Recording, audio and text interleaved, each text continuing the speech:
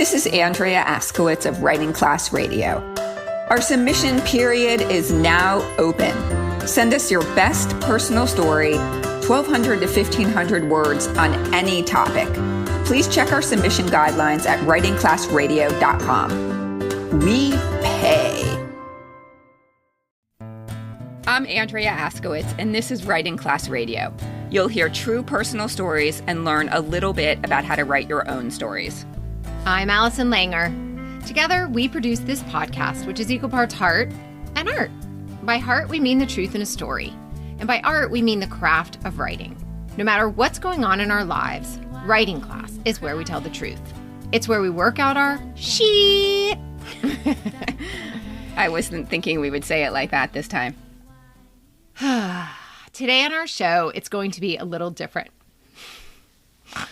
I knew I was going to cry. It's going to be a little different because shit just got real. Really real. 3 weeks ago, Allison had a hysterectomy because they saw a cyst, and it turns out she has ovarian cancer. What else did I say about that? You don't have to say anything about that. Okay. Yeah. So what we decided to do was I wrote a story that I wrote in through a few prompts, and Allison did the same thing, and we're going to share those and edit those together, and we're not sure if this is the worst idea or the best idea. The truth of the matter is we've been writing through this. So even the week before my surgery, the week after my surgery, I mean, we've been writing. I really don't want to give up the things that I love and that make me feel good. And so I have been writing. And of course, because it's the only thing on my mind, it's what I've been writing about. Even if I try not to write about it, it's what I've been writing about. So Allison and I are treating this episode as if we're in writing class by sharing our own writing and critiquing it. Because writing and sharing and then getting and giving feedback is how we deal with whatever's going on in our lives. We thought writing and critiquing would help us process what's going on because it's easier to talk about our writing than to talk about our lives. You know what I want to say? Like, we've threatened to quit this podcast, like, both of us, like, right? Yeah. Like 10 times over the last 4 years. And I want to hold on to it. These kind of things make you realize what really matters and what's really important. So all the shit that goes into making the podcast and all the money and all the trying to raise money and all the publicity and the advertisement and the social media, that stuff doesn't matter to me. It's really writing and putting stories out there and sharing and getting feedback and connecting. That's what means something. Putting our stories out into the world is helpful to everybody. So not just somebody who's going through cancer, but somebody who doesn't even know me that can listen to this podcast and say, okay, these people are going through this real hard shit and this is how they're doing it. You know, maybe it's that. So that's good. So if you are listening and you want to do something to help, send this podcast to a friend. Send it to a bunch of friends. It also inspires people to really write if they're going through something tough. And it's really, I mean, for me, it's been really helpful to put it on the page. And also because I have such a shitty memory, I feel like I don't want to miss what this felt like. Even as bad and as horrible as it feels, when I'm through it, I want to be able to look back and not forget. I mean, I think writing is amazing. And I encourage everyone to write whatever's going on in your life. I want to hear what you wrote. Just get started? Yeah, okay, so I'm going to read what I wrote, and Allison is going to give me edits, same as we do in class. So, right, she hasn't heard my story. Okay. It's called How to Write About Other People's Cancer. I told Allison I was going to write about her cancer. She said, "Fuck you, it's my story." Well, fuck her, it's my story too. I asked my mom if I could write about this, and she said I could. My mom has cancer too.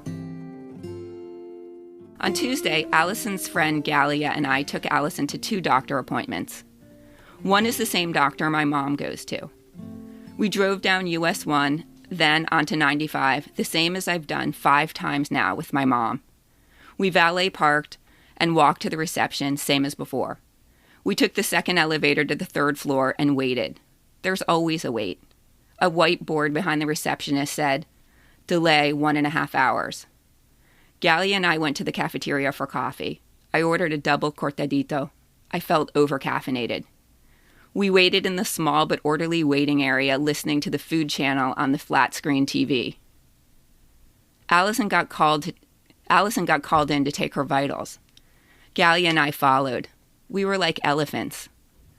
I don't remember where I heard this, but somewhere, somehow I've learned that 2 female elephants form a team and accompany pregnant elephants through childbirth. They stand beside her and protect her. I wasn't there for Allison's births, but Gallia was. She's been Allison's elephant for 35 years. I've been Allison's elephant for 9. I wrote down Allison's vitals. Her pulse sounded high. I asked the nurse if she was happy with Allison's numbers. The nurse said she was.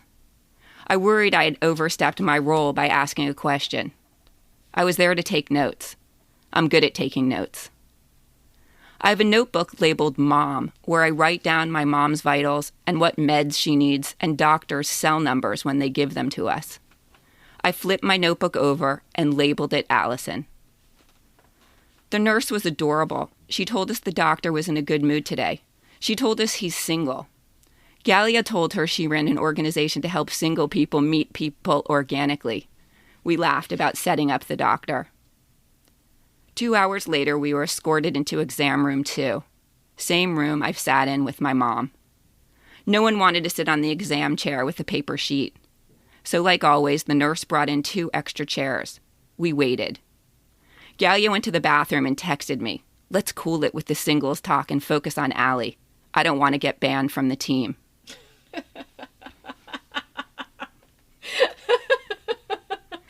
She did that? Yeah. That's what I love about her. She's so aware of her annoyances. Okay. We waited some more. I said, "I'm so nervous if anyone's interested in how I feel." Gallia said I was conflating this experience with my mom's. I went to the bathroom and saw the doctor in the hall. I said, "I'm here with my best friend today." He said, "Good. I'm going to see her in a minute." Good? How do you write about someone else's cancer? I hate those people who say, "It's been the worst year." I have an old friend who I love, but she always has the worst year. "I had the worst year. My dog died, then the hurricane. Now my dad's in a nursing home." I'm sounding like a jerk. That is a hard year. But don't act like the universe is conspiring against you. That's just dumb. I don't want to sound like that. First, it was my daughter's best friend's mom. Just over a year ago, she got breast cancer. We've become close because of our daughters and speak almost every day. Then, not even a year ago, my brother got thyroid cancer. Then 4 months ago, my mom got a rare cancer called primary peritoneal, which is treated like ovarian. 3 weeks ago, Allison got ovarian cancer. The other night, my sister-in-law said, "I know this isn't about you, but you've had so much cancer lately." I know I'm not the one with cancer, and yet.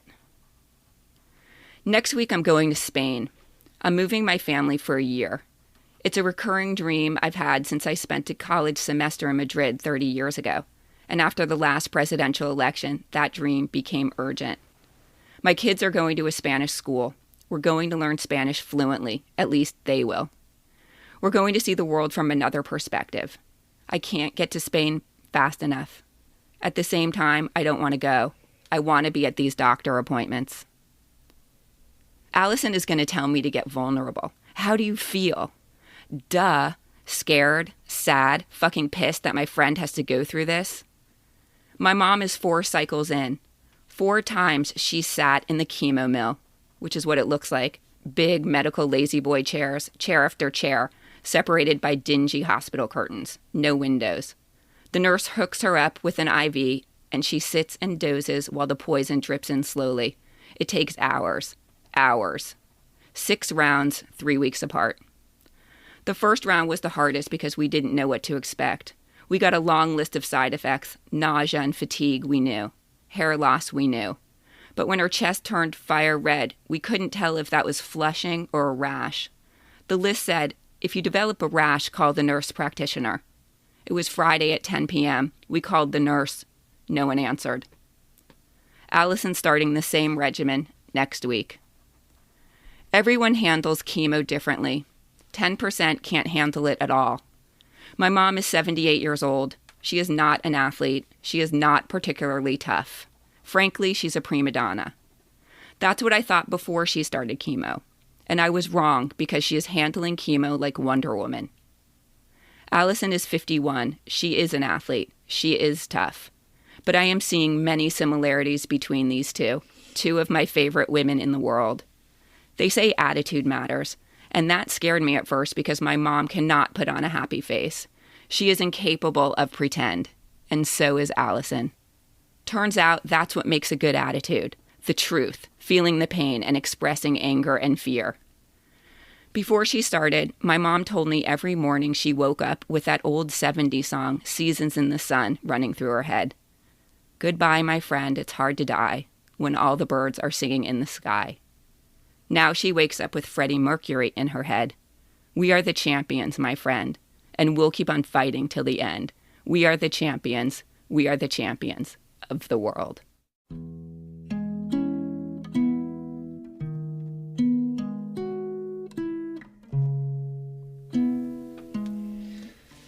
Oh, God. Wow. That's so much better than I thought it was going to be. Okay, yay. Whew. Okay. You're a good writer. Really good. I don't remember saying, fuck you, it's my story. But I do remember saying, finally, I have new material. New material. That's the beauty of writers. Yes. Okay. Am I allowed to argue? No. Okay. No. I get to talk. Okay. I just want to say, when you started with the elephants, I was like, are you saying that you guys think you're fat? Like, why the elephants? And then right away, when you started explaining the elephants, I was just so touched. It really hit me like, wow. That she's been my elephant for all those years, and so have you, you know? I just thought that was really sweet. Okay, I'm going to really try not to cry because this is not supposed to be that. Let's cool it on the singles talk. That was great. And I know you guys are trying to distract me there. And I did appreciate that a lot. So I want that to come through even more. So I want there to be, like, during the vitals, I want to see this big distraction. And then I want that conversation. Because then when Let's Cool It with the singles talk happens, we really get it. Half the time you were talking, I was mesmerized because I just thought everything was so clear and good and it flowed really well. And I love the comparison in perfect time of, like, your mom and me and everything. So I thought that was really amazing because Jesus Christ, like, two people and your brother, I mean, and your friend, your other best, like, this is just too much. And meanwhile, you don't want to make it about you, but it is about us. Like, we all are going through something, even if it's not the person going through chemo. So that's where I want you to get vulnerable. I do want to know what it feels like. I want to know what it feels like to know that your mom has cancer, that I have cancer, that your brother had cancer. Like, I know you've told these individual stories, but yeah, there's more of that. Like, did you ever question, like, fuck, what's my relationship to all this? Why are all these people around me getting cancer? Is that, because I'm thinking, like, I hate that. When bad things start happening to people, I'm like, what can I do to help? Like, how can I change things? And we can't, of course, change anything. What's interesting too is that I'm a person who, like, starts blaming myself and I make excuses for myself and I try to make everybody happy. And that's probably one of the reasons I'm in this situation. And it's not a good thing. And I'm learning to, like, worry about other people a little bit less and worry about me a little bit more. So I like that you aren't taking any of the blame at all. So I do like that, but I do want to hear your thoughts. Like, I want to hear your self-talk. I want to know what's going on. I loved knowing that Spain has been your dream and the reasons why you chose it. Oh, and then back up, I love knowing all the list of cancers. I really wanted to know that. It wasn't just like everyone around me is getting cancer. You listed these people and that your sister-in-law said that. I don't know. I just thought everything was really well written and done. I loved knowing you were scared and pissed. And then the information about your mom and the chemo. Of course, hearing that just freaks me out. Somebody asked me today, like, what's your worst fear about going through this? And I just said, like, really just being tired and not being able to do anything because I'm just not that type of person. Although my story I'm about to read is like me trying to be that person, but that's my thing. But the red flush and not knowing, like these unknowns are really scary. And I don't like that. It was like being pregnant and not knowing, what does this mean? What does that mean? It's so stressful. And then when the music at the end, I love knowing what she was listening to and is listening to. And I'm like, she's singing it in her head. I need a fight song. Yeah. I need a fight song. We are the champions, She'll my share it with friend. Yeah. Okay. Thank you for those notes. Thank you for writing that.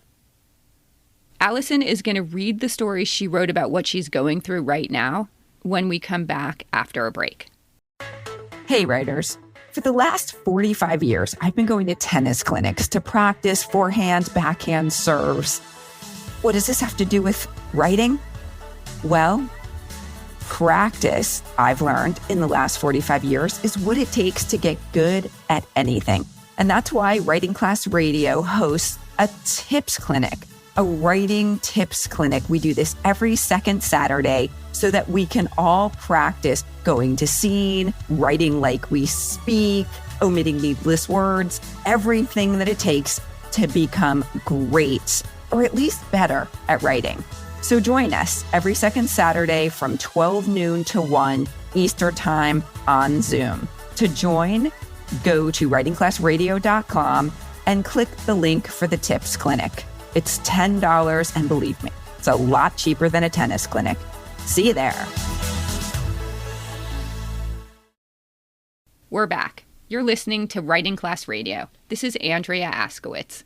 Allison is going to read a rough draft, or is it a rough draft? It's pretty rough. I mean, it hasn't really been edited at all. Like I wrote it and then in the Tuesday writing group, and then I just sort of combined two pieces and added like the latest so that I sort of brought everybody up to date. So Allison leads a writing group every Tuesday on Zoom. So anyone in the world can join. It's Eastern Time, 12 o'clock, and it's 1 hour, and you write and then you read and share and get light feedback. It's so cool. I joined it last week. That's the writing group she's talking about. Here's Allison with her roughish draft of what's going on for her right now, and I'm going to do my best to give her feedback. Okay. All right. They say it's going to rain this week. It's summer in Miami, and typically it rains every afternoon around 3 p.m. But this has not been a typical summer in more ways than just the rain. 4 weeks ago, I went to my gynecologist about a pain I've had for a few months on my lower left side. I've also been having digestion problems for years, forever really. But I thought before I went to the gastroenterologist, I'd try the gyno.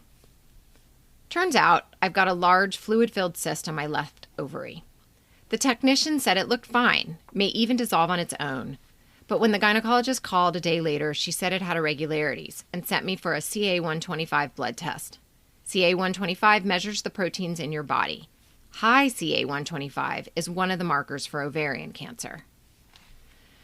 When the gynecologist called with the blood test results, I was in the car with my 9-year-old son, Sloan. She said, "Your CA-125 was a little high. You need to see an oncologist. You might have ovarian cancer." She mentioned the names of a few gynecological oncologists and hung up.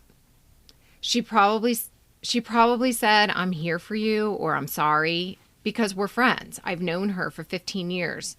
She delivered my oldest son. We talk at parties and I take her family pictures. But all I heard was cancer. My brain flipped through all the things I would never do with my kids. Vacations, graduations, weddings, grandchildren. I thought about my 12-year-old daughter who will be starting 6th grade in the fall. Who will she talk about getting her period?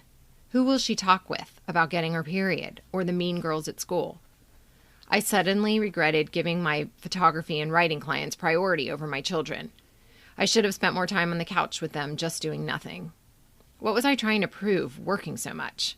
Why have I been saving every last cent instead of taking my kids on trips or buying them new clothes when they need them? I called my friend Justine, whose job it is to match patients with the right oncologists. She sent back a name. He's the best. Justine was calm and unemotional. She sprung into action, which was what I needed. She said, "It'll work out, don't worry," and told me about a friend who'd just gone through the exact same thing, and it was nothing. Well, it turns out it was something. During my hysterectomy 2 weeks ago to remove the cysts and everything else, they found cancer. Stage 3 ovarian cancer that spread to the lymph nodes and stomach lining. I start chemo next week. It's been nuts since the surgery. Of course, I knew there was a chance the cysts would be more than just painful, irregular CA-125 triggering cysts, but the doctor said it was probably nothing, that 99% of the time it does turn out to be nothing. Unfortunately, he said when he came to visit me post-surgery, you're the 1%. My friends have jumped in full force, cooking, planning, making spreadsheets for meal delivery, doctor visits, and a list of who comes to chemo with me on which days. People I didn't even know liked me have dropped off the most incredibly thoughtful gifts.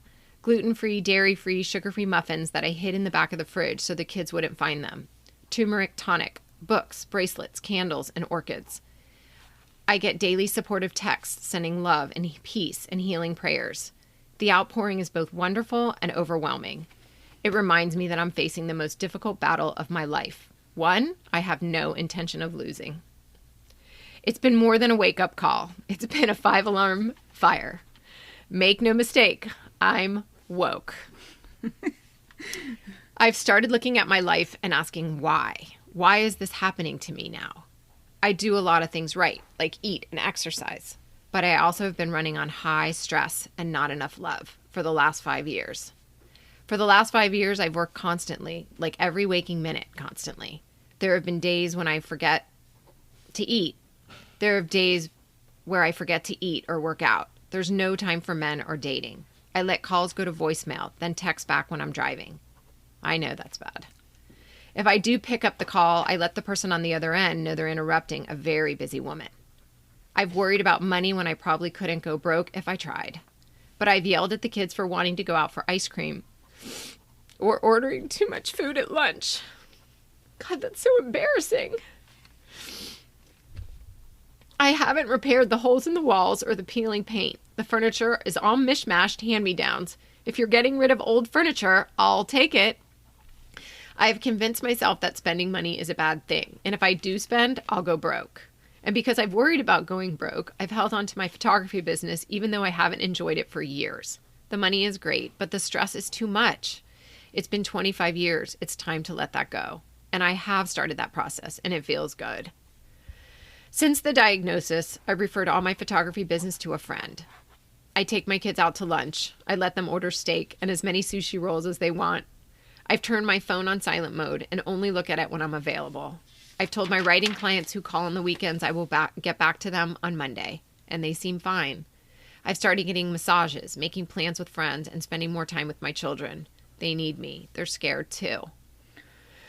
So instead of waiting for them to ask, I curl up on the couch and watch the baking channel and actually enjoy the show. I've also started meditating, reading a book in the middle of the day, and watching TV. There are days I don't go into my office and I don't answer the phone. Last week, I called AT&T and ordered 2 new phones for the kids and then a new fridge for me. My 14-year-old son's phone was cracked and broken, and my daughter had been begging for a phone for a year. The fridge had been popping open for 5 years and defrosting all our food. I also bought a new camouflage backpack, one I've had my eye on for a while.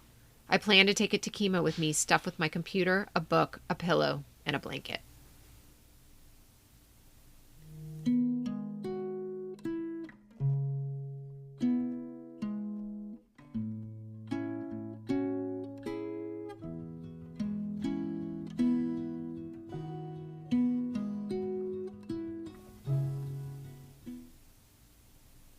This is a story by a woman who is so hard on herself and so knowing.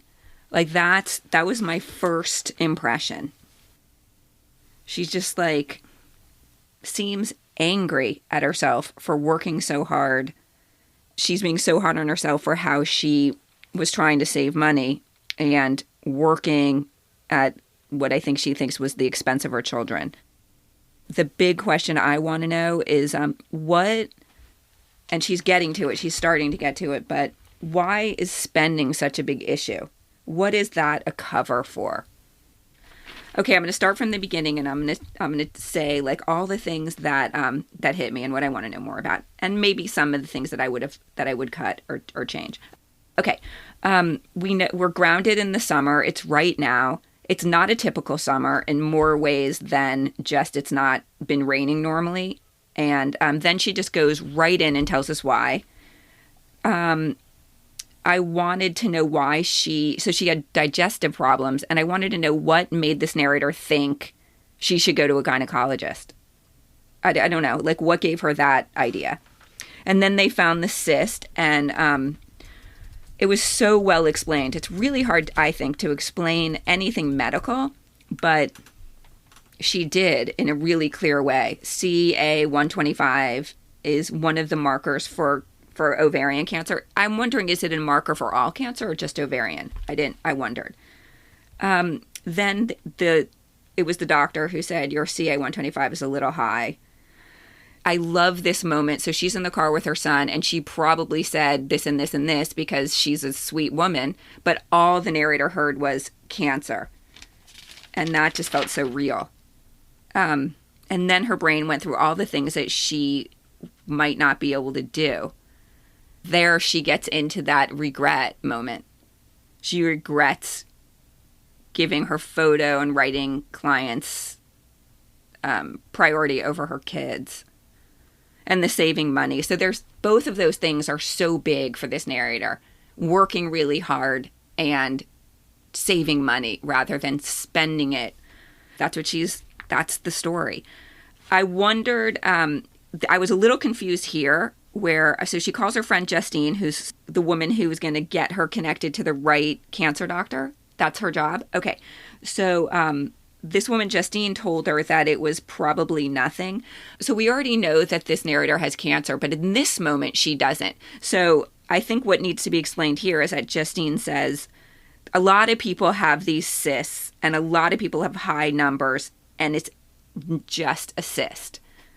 Just to be clear, but what she means by it was probably nothing means it's probably not cancer at this point. And then the narrator gives us a perfect explanation of what exactly her cancer prognosis is, which I'm guessing people want to know, or anyone listening to this story would want to know. So well done. And then this line really hit me. She knew there was a chance that there could be cancer, but it was a really slim chance. And then the doctor said, unfortunately, you're the 1%. Fuck. I felt gutted when I heard that. And then she goes into talking about how it's played out. And people I don't even know liked me, which is so funny. And I don't know how to get more of that personality of this narrator into here. But that was a moment where we really got her personality. Like, she's sort of a curmudgeon in a way. But she has so many people who love her, even people she doesn't know love her. And so all this stuff is coming to her, all this love and care packages and shit. And then she's like, okay, here's my mindset. And she really does show us the before, and there's a change by the end. And then we see that she's now, instead of waiting, she's going to curl up with her kid. She's going to watch the baking channel. She's going to watch TV on her own. She's going to buy shit that she needs. She did a great job of showing us like how miserly she is with all this furniture that's mismatched and the fridge popping open. Like, good God, for 5 years? Okay, time to get a new fridge. And then the last line was so, to me, hopeful and like charging ahead. She got a camo backpack, and she's like, God, she's like gonna go in there like a fucking soldier with her backpack. And so even though the story is like, oof, I'm left with a feeling of like, I'm ready to go to battle. Excellent. Thank you. Thank you. I'm going to keep working on it. Good.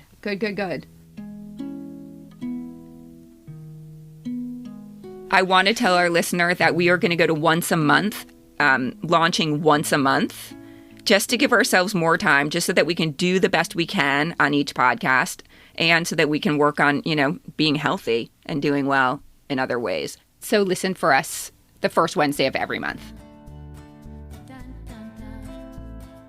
Thank you for listening. Writing Class Radio is produced by Virginia Laura, Andrea Askowitz, and me, Allison Langer.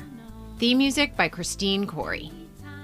Writing Class Radio is sponsored by the Launchpad at the University of Miami. There's more writing class on our website, writingclassradio.com, including video classes, stories to study, and editing resources. Contact us at info@writingclassradio.com. If you love this show and enjoy all the extras on our website, hit the Support Us button. And check out the writing classes and publishing insights we're giving our Patreon supporters. Every Tuesday from 12 to 1, you can jump onto a writing class with Allison and sometimes Andrea if you join at the $25 level. And you can learn all about the trials and tribulations of publishing if you jump on at the $10 level. And Andrea is just posting away at all her successes and some of our failures. A new episode will drop the first Wednesday of every month, so look for us. There's no better way to understand ourselves and each other than by writing and sharing our stories. Everyone has a story. What's yours?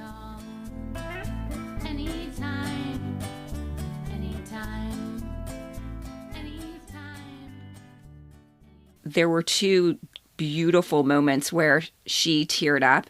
Should I be talking to you or should I be talking about? It doesn't matter. I feel you awkward. could do it just like we always do it. We talk about the narrator. Okay, so I'm treating this narrator like she's not here, but it just felt a little awkward because we're both right here.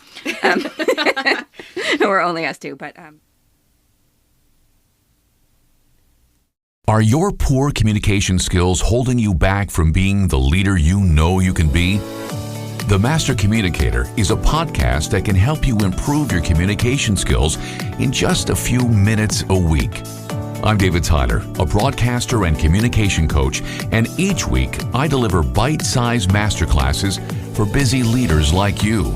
Each episode is packed with practical techniques and strategies to help you navigate challenging conversations, delivering impactful messages, and inspire your team. Whether you're looking to enhance your executive presence, build a culture of trust, or simply lead with more confidence, the Master Communicator is your go-to resource. Subscribe now and start your journey to becoming the leader you were meant to be. Transform your communication skills, one episode at a time.